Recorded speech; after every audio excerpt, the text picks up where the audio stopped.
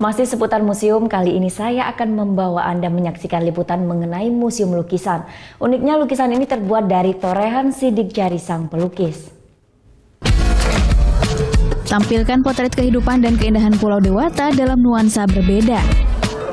Inilah yang tersaji dalam bingkai-bingkai di museum ini. Bukan dengan kuas atau alat lukis lainnya, goresan dan gradasi tertoreh dengan jari jemari sang seniman. Hasilnya, jejak-jejak sidik jari membentuk lukisan bernilai seni tinggi. Totalnya terdapat 666 lukisan sidik jari di sini. Nah, yang satu ini adalah masterpiece dari Ngurah Gede Pemecutan. Lukisan ini berukuran kira-kira 3 meter dan dibuat dalam waktu 18 bulan.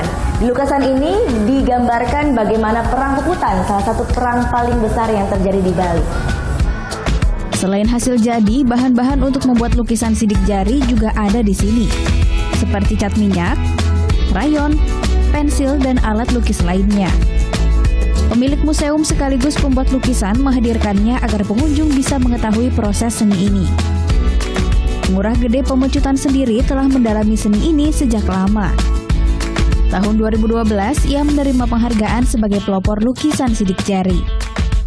Sampai saya mau bikin museum dengan harapan supaya adalah generasi datang itu mempelajari, dan saya sudah sempat mendapat bantuan dari pemerintah pusat itu tahun 2008, 2007, 2008 untuk mendidik anak-anak usus sidik jari. Itu saya didik sebanyak 40 orang. Berbisi lestarikan tradisi sekaligus regenerasi, berbagai kegiatan seni lainnya berlangsung di museum ini. Salah satunya berupa taman kanak-kanak yang memiliki banyak muatan seni. 2 hingga 3 kali seminggu misalnya, siswa-siswi cilik TK ini belajar menggambar dan melukis. Suka nggak melukis? Suka. Kenapa suka? Soalnya bagus gambarannya. Bagus gambarannya. Suka gambar apa aja? Burung beo sama bunga kupu-kupu.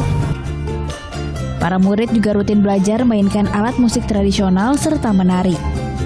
Hadir sejak tahun 1995, Museum Seni di Denpasar ini membuka pintunya bagi siapa saja setiap hari.